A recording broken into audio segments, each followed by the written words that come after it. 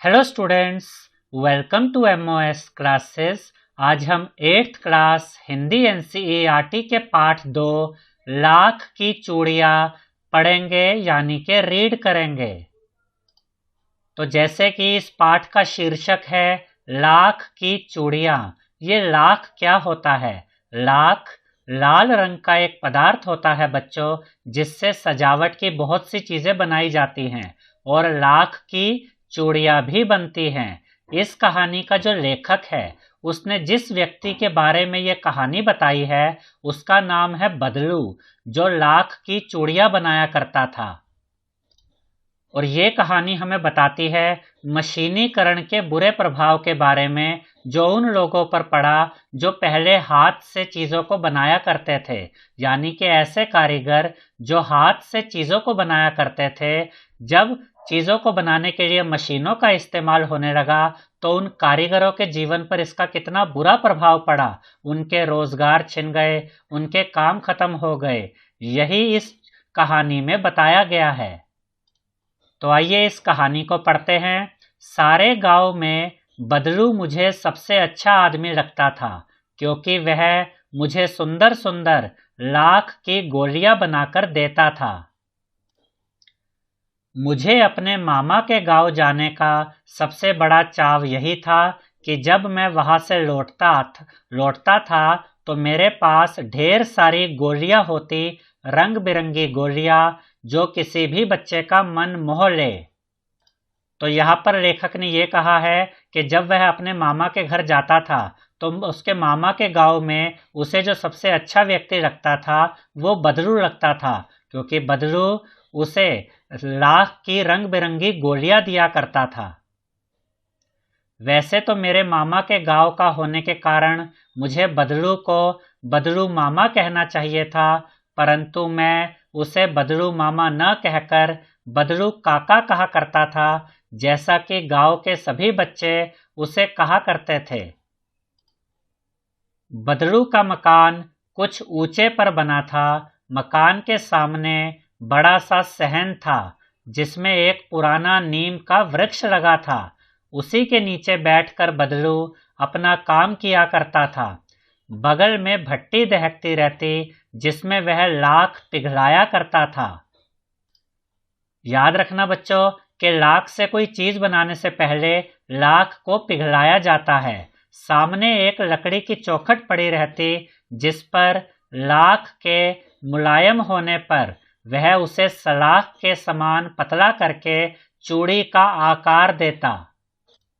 पास में 4-6 विभिन्न आकार की बेलन नुमा मुंगेरियां रखी रहती, जो आगे से कुछ पतली और पीछे से मोटी होती। लाख की चूड़ी का आकार देकर वह उन्हें मुंगेरियों पर चढ़ाकर गोल और चिकना बनाता, और तब एक एक कर पूरे हाथ की चूड़ियां बना चुकने के पश्चात वह उन पर रंग करता। बदलू यह कार्य सदा ही एक मचिए पर बैठकर किया करता था, जो बहुत ही पुरानी थी।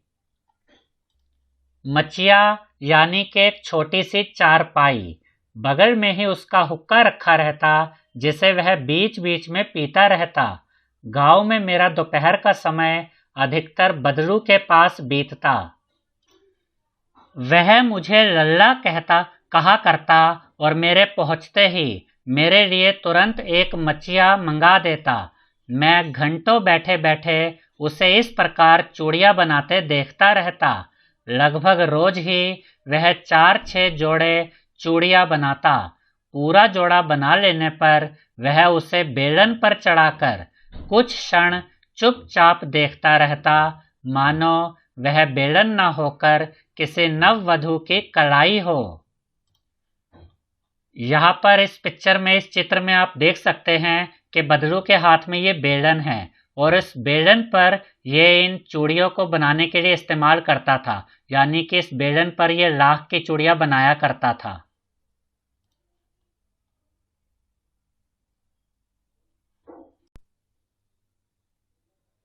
बदलू मनिहार था। मनिहार यानी कि चूड़ियां बनाने वाला। चूड़ियां बनाना उसका पैतृक पेशा था, और वास्तव में वह बहुत ही सुंदर चूड़ियां बनाता था। पैतृक पेशा यानी कि उसके बाप दादा, उसके खानदान में बहुत समय से सभी यही काम करते थे, चूड़ियां बनाने वाला। उसकी बनाई हुई चूड़ियों की खपत भी बहुत थी, यानी कि वो जो चूड़ियां बनाता था, बदलू की बनाई हुई चूड़ियां बहुत बिकती थी। उस गांव में तो सभी स्त्रियां उसकी बनाई हुई चूड़ियां पहनती ही थी। आसपास के गांव के लोग भी उससे चूड़ियां ले जाते थे, परंतु वह कभी भी चूड़ियों को पैसों से बेचता ना था। यानी के बदलू चूड़ियां देता था किसी को तो उसके बदले में पैसे नहीं लेता था। उसका अभी तक वस्तु विनिमय का तरीका था और लोग अनाज के बदले उससे चूड़ियां ले जाते थे। यानी कि वह चूड़ियों के बदले में कोई चीज लेता था। जैसे कि कुछ लोग उससे चूड़ियां लेते थे तो उसके बदले में उसे अनाज दे देते थे। इसे कहते हैं वस्तु विनिमय। बदलू स्वभाव से बहुत सीधा था। मैंने कभी भी उसे किसी से झगड़ते नहीं देखा। हाँ, शादी विवाह के अवसरों पर वह अवश्य जिद पकड़ जाता था। जीवन भर चाहे कोई उससे मुफ्त चूड़ियां ले जाए, परंतु विवाह के अवसर पर वह सारी कसर निकाल देता था। आखिर सुहाग के जोड़े का महत्व ही और होता है। मुझे याद है, मेरे मामा के यहाँ किसी लड़की के विवाह पर जरा सी किसी बात पर बिगड़ गया था और फिर उसको मनाने में लोहे लग गए थे। यानी कि बदलू को मनाने में बहुत मुश्किल आई थी। विवाह में इसी जोड़े का मूल्य इतना बढ़ जाता था कि उसके लिए उसकी घरवाली को सारे वस्त्र मिलते, ढेरों अनाज मिलता, उसको अपने लिए पगड़ी मिलती और रुपए जो मिलते 100 अलग। यानी कि आमतौर पर तो बदलू किसी से मोल भाव नहीं करता था, लेकिन जब किसी की विवाह होता था, किसी की शादी होती थी और वहां पर अगर वो ये अपनी लाख की बनाई हुई चूड़ियां बेचता था, देता था, तो वहां पर वो जिद पर अड़ जाता था, बहुत से वस्त्र के लिए, ढेर सारे अनाज के लिए, और उसको पगड़ी भी वो मांगता था और रुपए भी लेता था। लेकिन विवाह शादी के अलावा वैसे अगर वो किसी को चूड़ियां देता था तो कभी कोई जिद नहीं करता था। यदि संसार में बदलू को किसी बात से चिढ़ थी तो वह थी कांच की चूड़ियों से। यानी कि बदलू कांच की चूड़ियों से चिढ़ता था। यदि किसी भी स्त्री के हाथों में उसे कांच की चूड़ियां दिख जाती तो वह अंदर ही अंदर कुढ़ उठता और कभी कभी तो 2-4 बातें भी सुना देता। मुझसे तो वह घंटों बातें किया करता। कभी मेरी पढ़ाई के बारे में पूछता, कभी मेरे घर के बारे में, और कभी यूं ही शहर के जीवन के बारे में। मैं उससे कहता कि शहर में सब कांच की चूड़ियां पहनते हैं तो वह उत्तर देता, शहर की बात और है लल्ला, वहां तो सभी कुछ होता है। वहां तो औरतें अपने मर्द का हाथ यानी अपने पति का हाथ पकड़कर सड़कों पर घूमती भी हैं और फिर उनकी कलाइयां नाजुक होती है ना, लाख की चूड़ियां पहने तो मोच ना आ जाए। यानी कि बदलू ये कहता था कि शहर की जो स्त्रियां होती हैं वो नाजुक होती हैं, अगर वो लाख की चूड़ियां पहनेगी तो उनके हाथों में मोच आ जाएगी, उनकी कलाइयों में मोच आ जाएगी। कभी कभी बदलू मेरी अच्छी खासी खातिर भी करता। जिन दिनों उसकी गाय के दूध होता वह सदा मेरे लिए मलाई बचाकर रखता और आम की फसल में तो मैं रोज ही उसके यहाँ से 2-4 आम खा आता। परंतु इन सब बातों के अतिरिक्त जिस कारण वह मुझे अच्छा लगता था वह यह था कि लगभग रोज ही वह मेरे लिए 1-2 गोलियां बना देता। यानी कि बदलू लेखक के लिए लाख की गोलियां बनाकर लेखक को देता था, जो लेखक को बहुत अच्छी लगती थी। मैं बहुधा हर गर्मी की छुट्टी में अपने मामा के यहाँ चला जाता और 1-8 महीने वहां रहकर स्कूल खुलने के समय तक वापस आ जाता। बहुधा यानी कि ज्यादातर, बहुत बार। परंतु 2-3 बार ही मैं अपने मामा के यहाँ गया होऊंगा, तभी मेरे पिता की एक दूर के शहर में बदली हो गई, यानी कि ट्रांसफर हो गया, और एक लंबी अवधि तक मैं अपने मामा के गांव न जा सका। तब लगभग 8-10 वर्षों के बाद जब मैं वहां गया तो इतना बड़ा हो चुका था कि लाख की गोलियों में मेरी रुचि नहीं रह गई थी। अतः गांव में होते हुए भी कई दिनों तक मुझे बदरू का ध्यान न आया। इस बीच मैंने देखा कि गांव में लगभग सभी स्त्रियां कांच की चूड़ियां पहने हैं। विरले ही हाथों में मैंने लाख की चूड़ियां देखी, यानी कि अब गांव में बहुत कम मुझे ये दिख रहा था कि किसी स्त्री ने लाख की चूड़ी पहनी हो, वरना ज्यादातर ने तो कांच की चूड़ियां ही पहन रखी थी। तब एक दिन सहसा मुझे बदरू का ध्यान हो आया, यानी कि तभी मुझे अचानक बदरू का ध्यान आया। बात यह हुई कि बरसात में मेरे मामा की छोटी लड़की आंगन में फिसलकर गिर पड़ी और उसके हाथ की कांच की चूड़ी टूटकर उसकी कलाई में घुस गई और उससे खून बहने लगा। मेरे मामा उस समय घर पर न थे, मुझे ही उसकी मरहम पट्टी करनी पड़ी।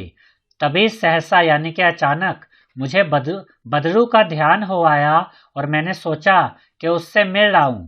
अतः शाम को मैं घूमते घूमते उसके घर चला गया। बदरू वही चबूतरे पर नीम के नीचे एक खाट पर लेटा था। नमस्ते बदरू काका, मैंने कहा। नमस्ते भैया, उसने मेरी नमस्ते का उत्तर दिया और उठकर खाट पर बैठ गया, परंतु उसने मुझे पहचाना नहीं और देर तक मेरी ओर निहारता रहा, यानी कि मुझे देखता रहा। मैं हूँ जनार्दन काका, यानी कि मैंने कहा कि काका मैं जनार्दन हूँ, आपके पास से गोलियां बनवाकर ले जाता था। तो यहाँ पर लेखक ने अपना नाम बताया है जनार्दन, और उसने बदरू से कहा कि मैं आपके पास से गोलियां बनवाकर ले जाता था, यानी कि जब मैं छोटा था तब मैं आपसे गोलियां बनवाता था। मैंने अपना परिचय दिया।